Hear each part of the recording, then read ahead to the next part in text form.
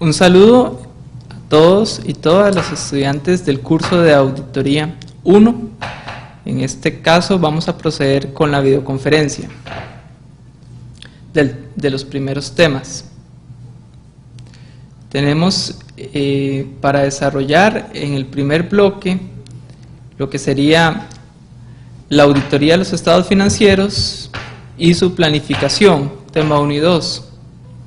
En un segundo bloque conversaríamos de lo que sería el control interno.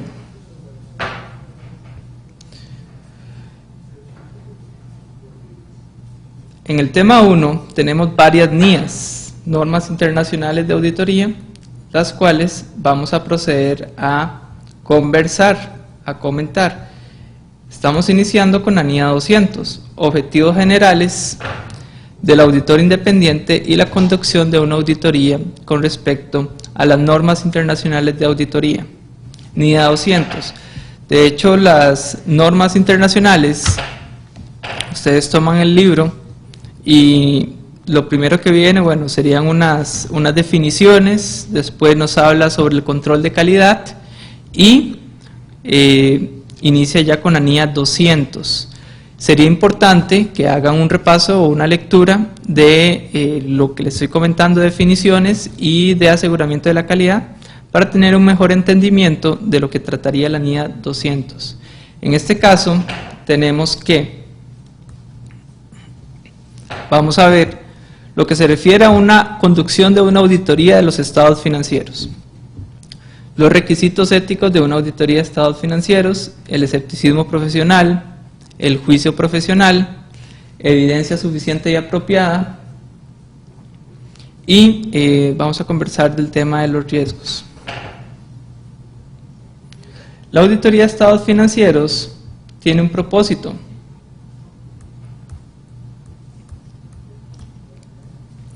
El propósito es incrementar el grado de confianza de los posibles usuarios de los estados financieros. Eso es una razón por la cual está la auditoría financiera, ¿verdad? Eso se logra expresando una opinión. El auditor analiza las cuentas, la información contable, y a partir de eso él establece una opinión sobre la preparación de dichos estados financieros, comparándolo con el marco de referencia y revisando si con todo lo importante cumple en ese aspecto. Las NIA requieren que el auditor obtenga una seguridad razonable de que los estados financieros tomados como un todo están libres de representación errónea de importancia relativa, ya sea debido a fraude o error. Aquí estamos destacando algunas palabras, por ejemplo, la seguridad razonable. Hay una seguridad razonable porque, según se indican las definiciones, hay elementos que no controla el auditor, y aún así controlándolos sería complicado tener una seguridad absoluta de todo el trabajo realizado. El tema de fraude y error está implícito en las organizaciones.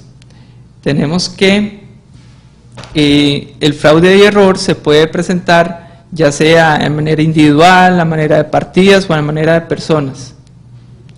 La seguridad razonable en el contexto de una auditoría de estados financieros se refiere a un nivel de seguridad alto, pero no absoluto. Por eso, no absoluto, por ejemplo, porque el auditor muchas veces por cuestiones de limitación de costos, de alcance de la auditoría, de tiempo, pues tiene que utilizar pruebas y muestras, ¿verdad? No prueba todo y a veces, pasado de muestreo, pues hace alguna revisión de las cuentas, pero no puede abarcarlas todas. Al no abarcarlas todas, empezamos a tener un tema de cobertura, en donde no logramos, no se lograría, pese a que podemos tener un nivel de confianza, abarcar el 100%. Por ende, sacrificaríamos el tema de la seguridad absoluta. Por eso nosotros nos estamos enfocando al término seguridad razonable. Bien, requisitos éticos de una auditoría de estados financieros. otro punto muy importante. ¿Qué debe tener el auditor cuando revisa los estados financieros? Tiene que tener en el tema de la integridad del auditor es muy importante. En alguna forma podemos definir esa integridad como que lo que usted dice es lo que hace. Digamos, es una forma muy básica de definir esa integridad. La confidencialidad del trabajo. Después de haber aceptado un trabajo de auditoría, es muy importante guardar el secreto profesional, la confidencialidad de la información que usted está obteniendo por parte del auditado. ¿Por qué? Porque es muy complicado y comprometería su firma de auditoría que esa información que usted recibió esté publicada en medios de comunicación masiva, sin autorización expresa de la entidad.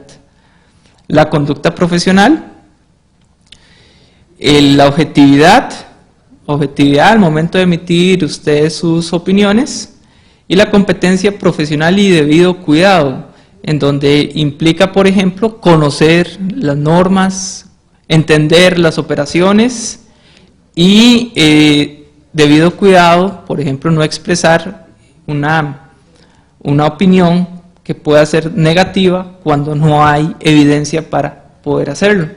Entonces son requisitos que el auditor debe cumplir a cabalidad cuando hace una auditoría de estados financieros. Podemos conversar de otros elementos, como por ejemplo el escepticismo profesional. El escepticismo profesional incluye estar alerta y no pasar por alto circunstancias inusuales. Tener esa pericia, esa noción de que puede haber algo detrás de algo normal, pero puede usted indagar más, pedir más información que le permita cuestionar esa confiabilidad de los documentos. De esa forma puede llegar a identificar elementos de error o elementos de fraude. Por eso, dentro de las aptitudes del auditor debe estar considerado el escepticismo profesional. Respecto al juicio profesional, tenemos que es la aplicación de entrenamiento, conocimiento y experiencia relevantes dentro del contexto de las normas de auditoría, contabilidad y ética, para tomar decisiones informadas sobre los cursos de acción apropiados en las circunstancias de trabajo de auditoría. Eso quiere decir que el auditor tiene que prepararse, tiene que conocer el tema que está tratando, tiene que capacitarse para poder, con toda propiedad, digamos a niveles incluso técnicos, operativos, poder debatir, poder conocer y poder recomendar.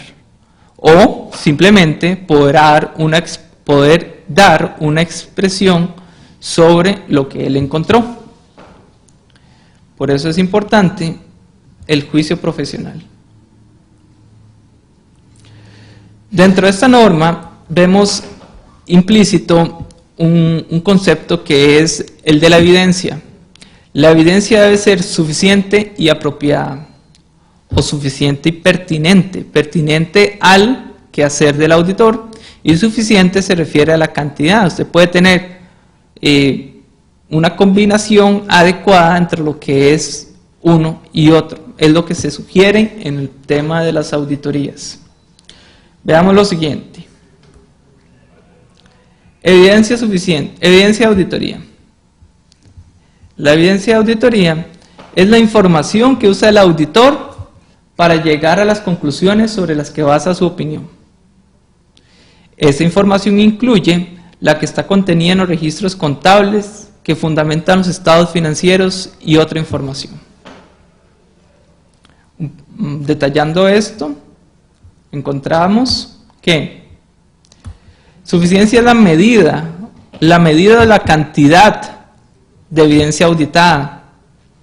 La propiedad, lo apropiado o pertinente, es la medida de calidad de la evidencia de auditoría, es decir, su relevancia y confiabilidad para dar soporte a las conclusiones sobre las que basa la conclusión del auditor. Debe haber una combinación óptima entre lo que es suficiente y lo que es apropiado. Por otro lado, digamos aquí no se indica, pero es importante considerar la forma de obtener esa evidencia, porque en determinados procesos legales, incluso la forma de obtenerlo tiene impacto. Entonces, hablamos de suficiencia y propiedad, la propiedad en el tema de la calidad, y no olvidemos cómo es que se está solicitando, cómo se está obteniendo esa evidencia, para poderla luego utilizar sin ningún problema. Evidencia suficiente y apropiada. Y en la NIA 200 hay que considerar el tema de los riesgos. Los riesgos de auditoría. Evidentemente hay un riesgo de que el auditor exprese una opinión inadecuada de auditoría cuando los estados financieros están preparados de manera errónea, de importancia relativa. Esto va para los dos lados, ya sea que el auditor exprese una opinión favorable, una opinión limpia, habiendo errores, o que el auditor exprese una opinión negativa cuando eventualmente los estados financieros estaban preparados conforme los marcos de referencia de información aplicable. Ese es el tema de riesgos de auditoría. A partir de eso tenemos un riesgo que va asociado con el auditor, ¿verdad? Hay riesgos de la administración, hay riesgos del auditor. El riesgo de detección es un riesgo que corre el auditor. Sería el riesgo de que los procedimientos desempeñados por el auditor para la auditoría, para reducir el riesgo de auditoría a un nivel aceptablemente bajo, no detecten representaciones erróneas que existan y que podrían ser de importancia relativa, ya sea en lo individual o en lo agregado, con otras representaciones erróneas.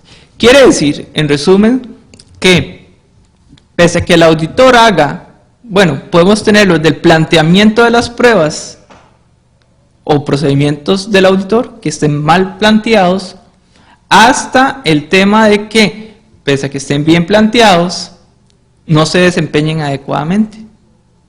Entonces, cualquiera de los dos nos podría traer a un error o un riesgo de detección, de tal forma de que obviemos algunas características erróneas de representación en los estados financieros, en lo individual o en lo agregado. En lo agregado de todos los estados financieros, o en lo individual de algún estado o alguno de los estados, o en lo individual de alguna de las partidas. Todo eso nos podría ocurrir en el tema de riesgo de detección y riesgos de auditoría. Con estas explicaciones estamos abarcando lo general de la NIA 200, relacionada con los objetivos generales del auditor independiente y la conducción de una auditoría de acuerdo con las normas internacionales de auditoría. Dentro del tema 1 de esta videoconferencia tenemos la NIA 210. La 210 nos habla de los acuerdos, de los términos de trabajo de una auditoría. Aquí vamos a ver lo siguiente: precondiciones de una auditoría, acuerdos sobre los términos de una auditoría, lo que son auditorías recurrentes, la posible aceptación de los cambios en los términos del trabajo de auditoría, y en el apéndice de esta norma hay un ejemplo de carta de compromiso de auditoría o carta de presentación del auditor. Entonces, en el 210 vamos a abarcar estos 5 puntos, empezando con las precondiciones de una auditoría o condiciones previas de una auditoría. ¿Qué debe pasar antes de que el auditor vaya y empiece su trabajo? Eso no lo dice la NIA 210. Como precondiciones, el auditor debe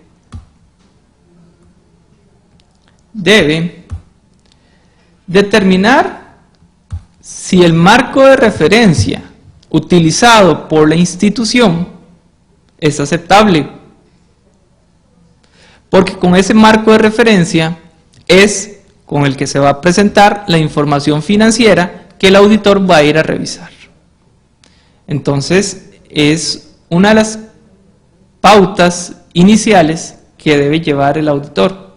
Analizar si está utilizando, qué sé yo, las normas de información financiera, la empresa. Entonces, en ese caso, si las está aplicando por completo, se estaría analizando bajo esos términos. Pero si utilizara algún marco de referencia distinto, el auditor está en la obligación de analizar su aceptación de ese marco y ver cómo conduce su auditoría a partir de él. El otro aspecto que debe revisar el auditor es obtener el acuerdo de la administración de que entiende y reconoce su responsabilidad sobre puntos vitales. Son algunos de esos puntos los siguientes: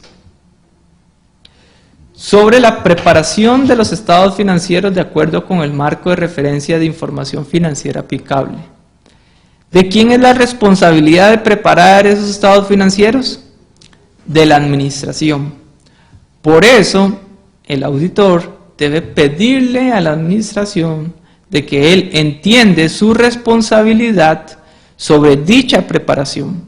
Eso se consigue mediante un oficio, una nota, donde la administración exprese eso. Aprovechando ese punto, entonces también el auditor debe pedirle a la administración que entiende y reconoce su responsabilidad sobre el control interno, el sistema de control interno que está implementado en su organización. Desde la implementación, las actividades de control y su seguimiento y monitoreo, su perfeccionamiento como tal. Entonces, es otro de los requisitos que el auditor debería estar pidiendo en un acuerdo con la administración. Y en tercer lugar, el auditor debe asegurarse que la administración entiende que debe proporcionar al auditor la información requerida para ejercer su trabajo. Son esas 3 precondiciones las que se logran en común acuerdo con la administración. ¿Por qué antes? Es que es la manera de tener las reglas claras con la administración. Solo así podría llegarse a un entendimiento conjunto y poder desarrollar el trabajo de auditoría como debe corresponder. Por eso, la importancia de hacer esto de previo a la ejecución de la auditoría.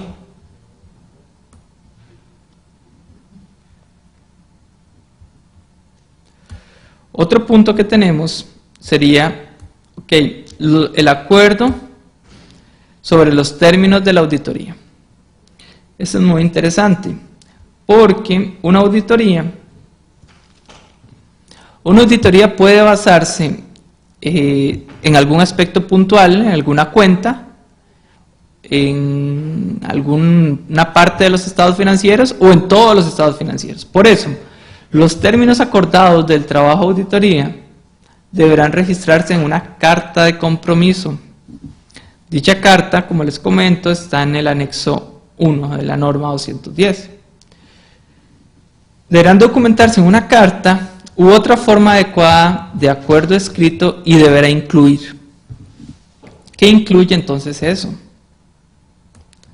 Incluye el objetivo y el alcance de la auditoría.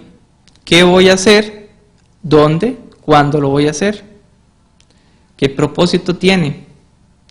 La responsabilidad del auditor sobre el trabajo que va a realizar. La responsabilidad que tiene la administración, ¿cómo en qué? En lo visto anteriormente. En la responsabilidad sobre el control interno, el marco de referencia y en facilitar información al auditor. ¿Qué debe estar más?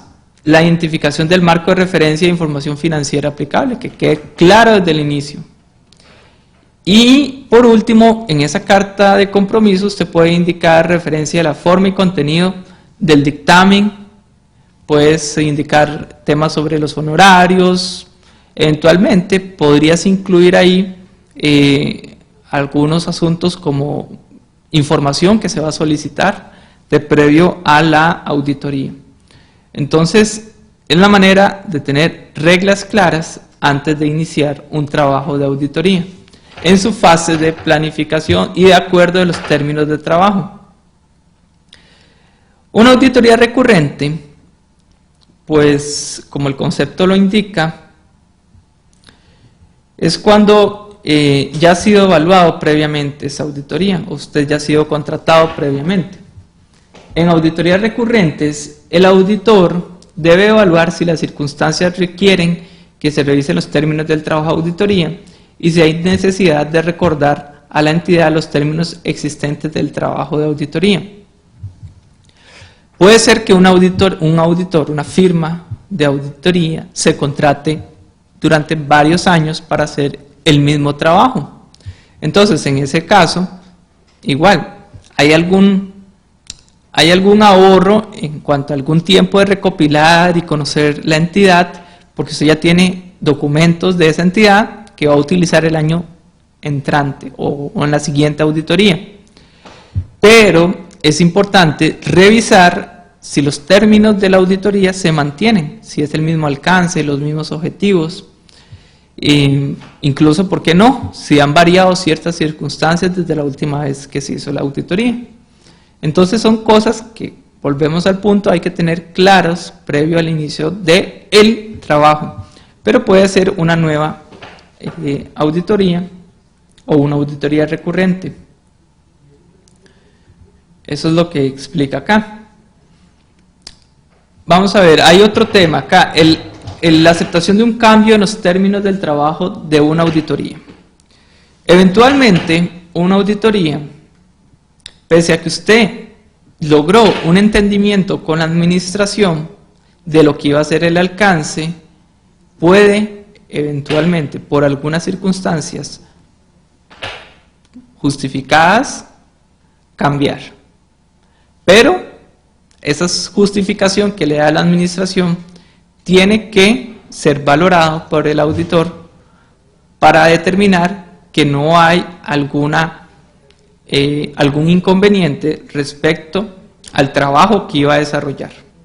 Porque entonces eso le debería dar un análisis de continuar, pedir aclaración o retirarse del trabajo. ¿Qué es lo que nos dice la norma? Lo siguiente.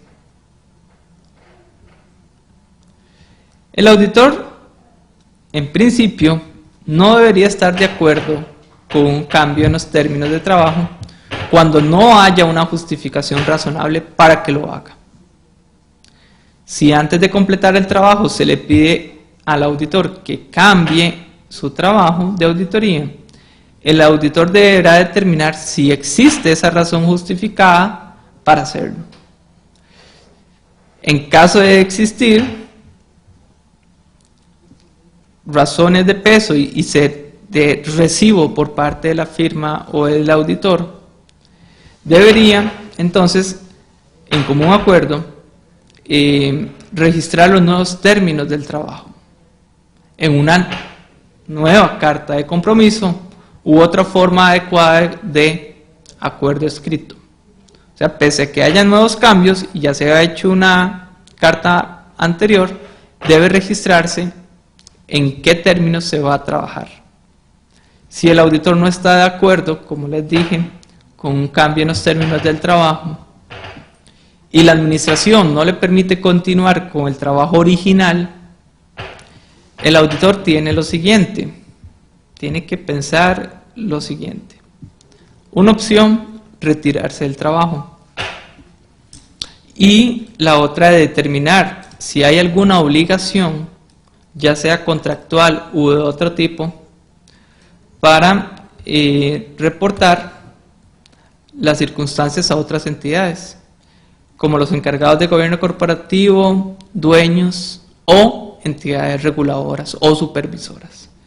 Entonces, a veces no es simplemente retirarse, hay que analizar las implicaciones contractuales, legales, que eso podría implicar.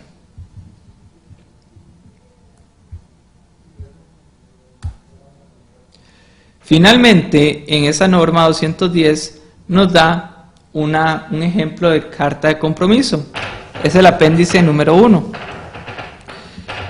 en donde se puede observar lo siguiente. El apéndice 1 trae la carta que nos dice al representante del gobierno corporativo de la compañía. Se delimita el objetivo y el alcance.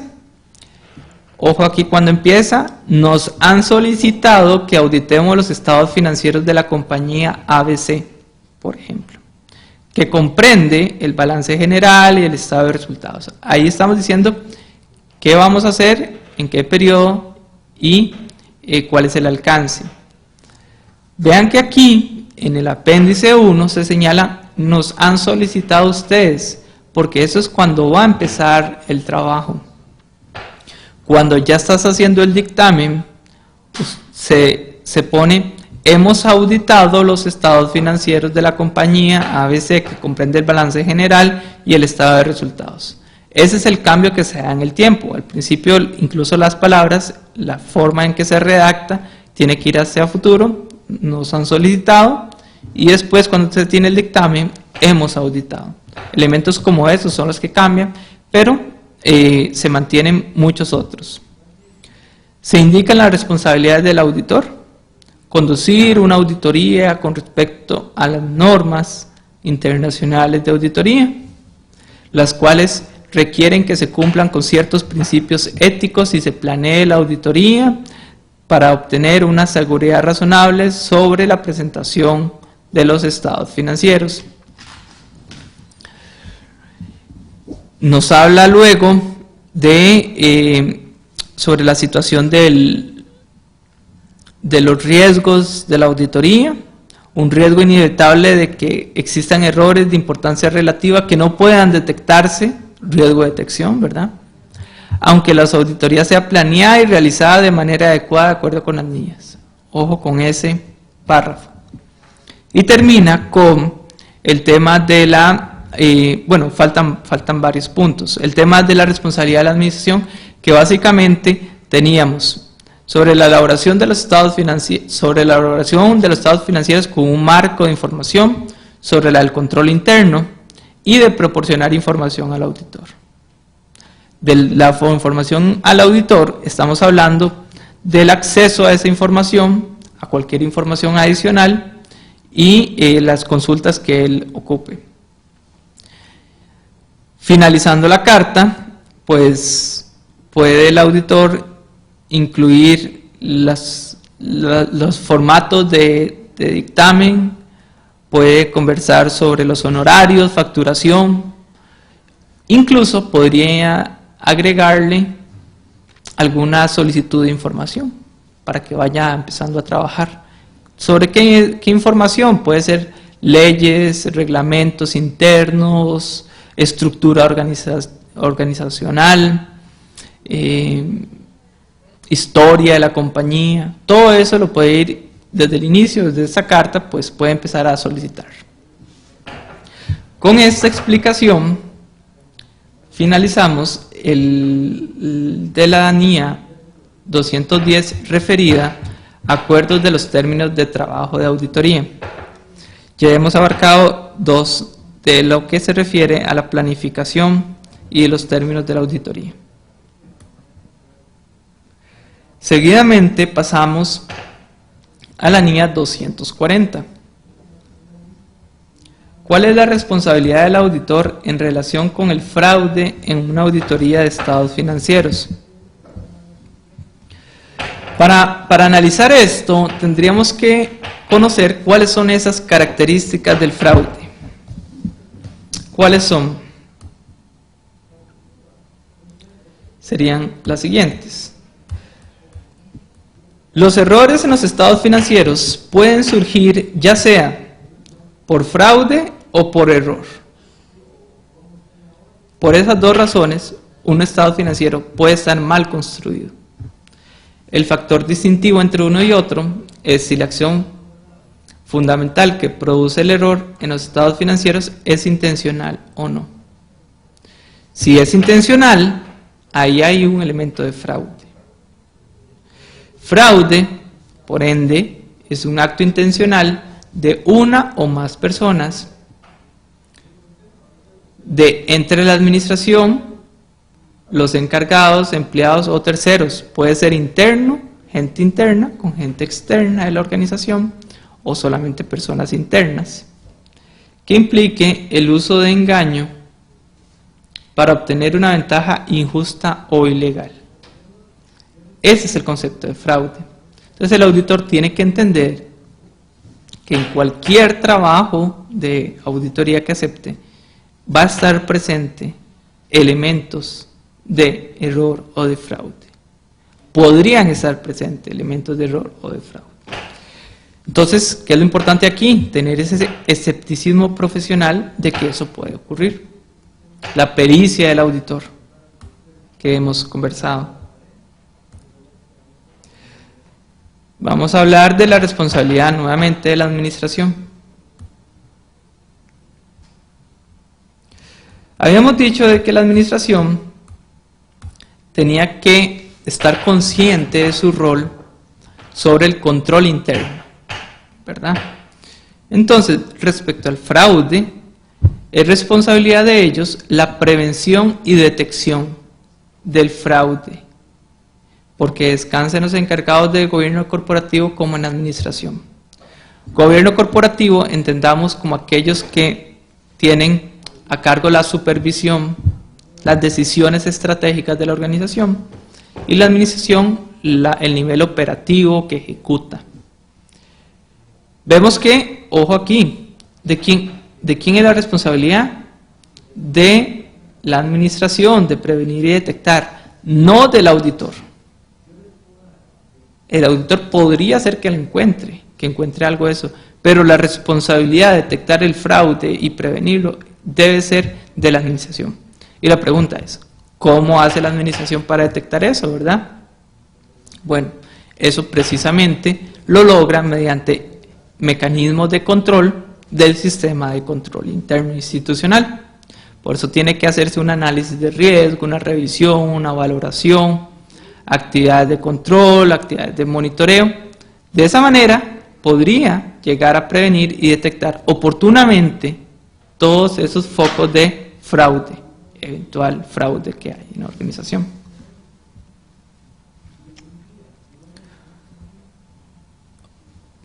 Hablamos de la responsabilidad de la administración, pero ¿cuál es la del auditor? La del auditor con respecto al fraude sería: un auditor que conduce una auditoría de acuerdo con las NIAS es responsable de obtener una seguridad razonable de que los estados financieros como un todo están libres de error material, ya sea por fraude o error. Entonces, los objetivos del auditor son: ¿qué debe hacer el auditor? Obtener evidencia suficiente y apropiada, cantidad, calidad, respecto a los riesgos determinados de error material, debido a fraude mediante diseño e implementación de respuestas apropiadas. O sea, incluso el auditor debería analizar elementos de fraude que podrían estar inmersos en su estudio de la organización.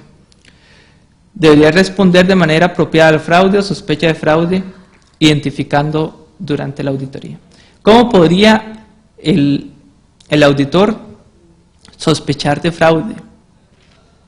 Bueno, elementos como por ejemplo que no le den acceso a cierta información, que demore esa información, que vea inconsistencias entre mismos reportes, entre fuentes diferentes, ya le podría dar algunas sospechas de fraude, a lo cual el auditor deberá responder mediante procedimientos complementarios ante esos riesgos de error o sospecha encontrados.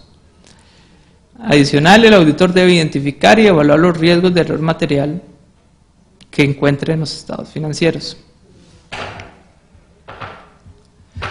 El auditor debe planear y desempeñar procedimientos de auditoría para lo siguiente: poner a prueba la propiedad de los asientos de diario registrados en el libro mayor y ajustes hechos en la presentación de estados financieros. Revisar estimaciones en busca de sesgos. A veces hay estimaciones muy optimistas que las hacen para atraer la atención de los inversionistas. Finalmente son burbujas que se estallan en el tiempo y más de un usuario de los estados financieros puede verse sesgado a tomar una opinión por información financiera que se estimó de una manera cuando la proyección o la realidad iban a indicar otra. Adicionalmente, el auditor revisa transacciones inusuales que están fuera del curso normal de negocio de la entidad o que parezcan inusuales por algún otro modo. Algunas regalías, algunas empresas paralelas, subsidiarias, que hagan algún movimiento que afecte el mobiliario, que afecte las inversiones, que cambien en sí los estados financieros. Todo eso tiene que estar muy atento el auditor, porque por ahí pueden haber algunas transacciones inusuales. Entonces, ¿qué hace el auditor en resumen?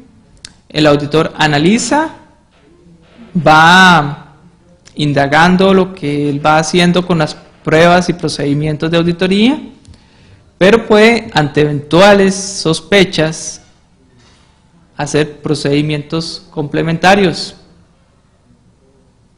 que le podrían llegar a corroborar esa sospecha o a descartarla. Lo importante es que el auditor llegue a un punto de entendimiento sobre este tema.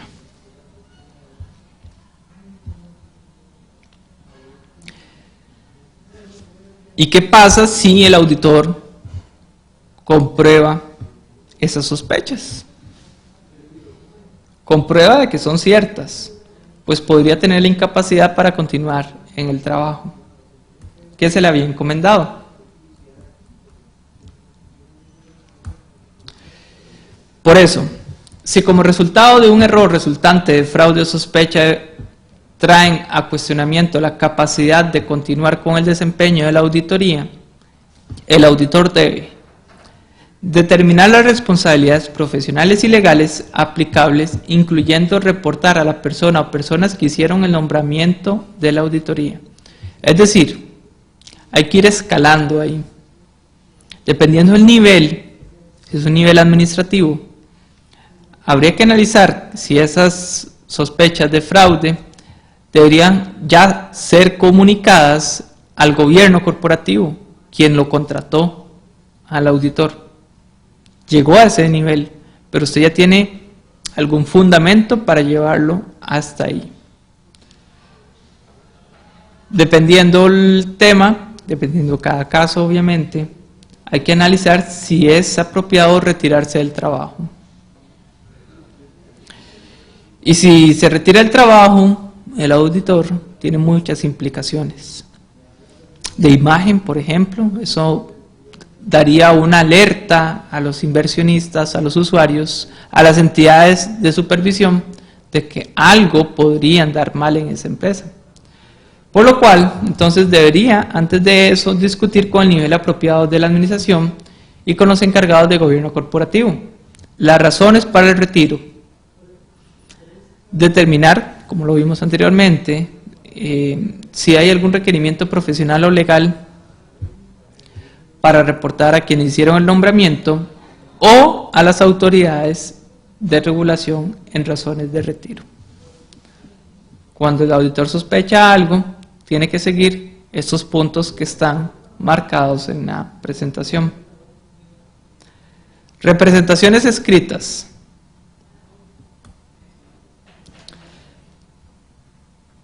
Representaciones escritas es un documento que puede pedir el auditor. ¿A quién le pide las representaciones escritas? ¿A los administradores o incluso a los encargados de gobierno corporativo? ¿Sobre qué? Sobre que reconocen su responsabilidad sobre el diseño, implementación, mejoramiento, perfeccionamiento del control interno para prevenir y detectar el fraude.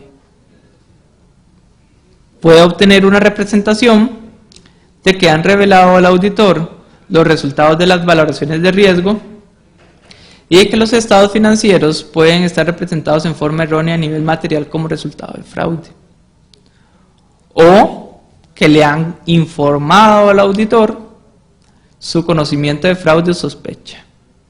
Toda esa información clara y transparente que ha sido el conocimiento del auditor.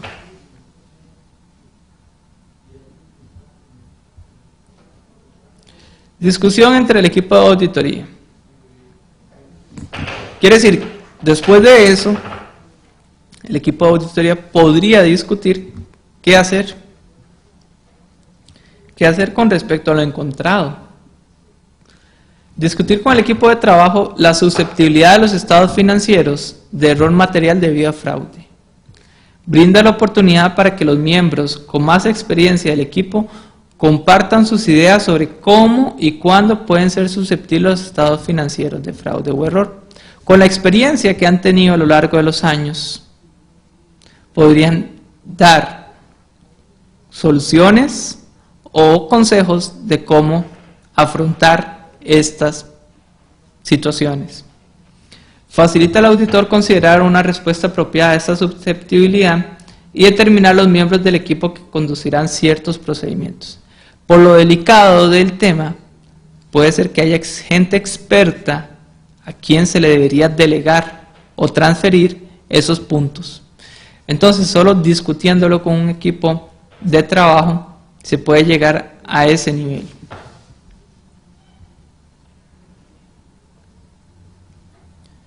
NIA 240. Y dentro de la planificación de auditoría, y ya para ir cerrando este primer bloque de videoconferencia, dentro de la NIA 300, que se refiere al tema igual de planificación de la auditoría, tenemos que vamos a revisar la función y oportunidad de la planeación de auditoría. Los miembros claves del equipo, planificación de actividades y tocar un poquito de lo que es la documentación de auditoría, pese a que hay una norma específica para eso. Función y oportunidad de la planificación. Vean acá, tenemos, planear una auditoría implica establecer la estrategia general de auditoría para el trabajo y desarrollar un plan de auditoría. Empezamos a trabajar con un plan general de auditoría. Y citemos lo siguiente, ¿para qué sirve una planificación? Una planificación de auditoría sirve para seleccionar los miembros del equipo con respecto a las capacidades que se requieren para efectuar determinada labor. Facilita la dirección y supervisión de los miembros del equipo y la revisión del trabajo. Ayuda al auditor a organizar y administrar de manera apropiada el trabajo, de modo que se desempeñe de una manera eficiente y efectiva. Ayuda al auditor a dedicar atención apropiada a las áreas que lo requieren, a las áreas más importantes de auditoría. Y ayuda al auditor a identificar y resolver problemas potenciales antes de que ocurran. Para esos 5 elementos, por lo menos, nos ayuda la planificación de la auditoría. Son elementos muy importantes que se deberían considerar. Miembros claves del equipo. Ya vimos que arriba se planificaba quiénes se iban a estar en auditoría. Como en todo lugar hay miembros clave. Desde el punto de vista de administración hay miembros claves de la administración. Y desde el punto de vista de la auditoría hay miembros claves de la auditoría. El socio del trabajo y otros miembros claves del equipo deben involucrarse en la planeación de la auditoría y participación en discusión entre miembros del equipo. Esto es, en resumen, que la gente de experiencia, con conocimiento, estén en las fases más importantes del trabajo, no solo en la ejecución, sino en la planificación y en la discusión de los avances o puntos de decisión del trabajo de auditoría. Planeación de actividades. Al establecer la estrategia general de la auditoría, el auditor debe identificar las características del trabajo que defina su alcance, o sea, con respecto a lo que usted me contrató, o la empresa nos contrató, definimos el alcance. Confirmamos que esos son los objetivos de la auditoría, porque si estamos seguros sobre eso, hacemos la planificación sobre esos objetivos. De esa manera, identificamos la naturaleza, oportunidad y alcance de la auditoría. Hay que considerar los factores importantes para dirigir los esfuerzos del equipo. Sobre qué cuentas, sobre qué elementos específicos hay que ir trabajando o poner más atención. Hay que considerar algunas actividades de planificación previas al inicio del trabajo y confirmar la naturaleza, oportunidad y extensión de los recursos necesarios para desempeñar el trabajo. Cuando ya se tiene la visión de lo que se quiere, la planificación de los recursos, se ejecuta la auditoría y tenemos que empezar a hacer un compendio de documentación.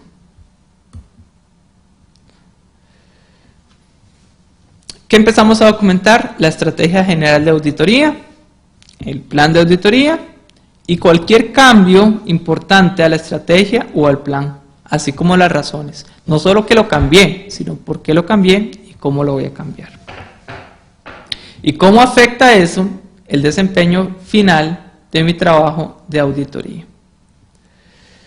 Entonces, jóvenes, con este material hemos abarcado el tema de la auditoría de estados financieros y su planificación. Obviamente hay más normas relacionadas que ustedes van a detallar con más tiempo. Hasta el momento entonces tendríamos cubierto la NIA 200, 210, 240 y 300. Es un gusto y esperamos vernos pronto. Un saludo. Hemos finalizado.